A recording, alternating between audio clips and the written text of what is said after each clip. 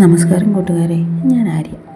ഒരുപാട് നാളത്തെ സ്വപ്നമാണ് എന്നെ ഇന്ന് നിങ്ങളുടെ മുന്നിൽ എത്തിച്ചിരിക്കുന്നത്. നിങ്ങളുമായി ഒരുപാട് സംസാരിക്കാനും എൻ്റെ കുഞ്ഞു കുഞ്ഞു സ്വപ്നങ്ങളും സന്തോഷങ്ങളും വിശേഷങ്ങളും എല്ലാം നിങ്ങളുമായി പങ്കുവയ്ക്കുവാനും ഞാൻ ആഗ്രഹിക്കുന്നു. എൻ്റെ സ്വപ്നത്തെക്കുറിച്ച് പറഞ്ഞപ്പോഴാണ് നമുക്കിന്ന് സ്വപ്നങ്ങളെക്കുറിച്ച് സംസാരിക്കാം. നമുക്കെല്ലാവർക്കും കാണും നമ്മുടേതായ സ്വപ്നങ്ങളും ആഗ്രഹങ്ങളും, അല്ലേ? ചിലപ്പോൾ അതൊരു വീടായിരിക്കാം, പഠിച്ച് നല്ലൊരു ജോലി വാങ്ങണമെന്നായിരിക്കാം, അല്ലെങ്കിൽ പ്രണയിച്ച ആളെ തന്നെ കൂടെ കൂട്ടണമെന്നായിരിക്കാം. യാഥാർത്ഥ്യത്തിൽ ഈ സ്വപ്നങ്ങൾ തന്നെയല്ലേ നമ്മളെ മുന്നോട്ട് ജീവിക്കാൻ പ്രേരിപ്പിക്കുന്നത്? അതെ.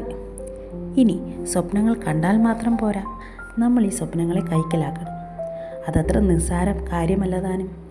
നിങ്ങളുടെ സ്വപ്നങ്ങൾ ഏതുമായിക്കൊള്ളട്ടെ, അതിനായി നമ്മൾ പ്രയത്നിക്കുകയാണ് വേണ്ടത്. ആദ്യം തന്നെ നമ്മുടെ ലക്ഷ്യത്തെക്കുറിച്ച് നമുക്ക് വ്യക്തമായ ധാരണ ഉണ്ടായിരിക്കേണ്ടതാണ്.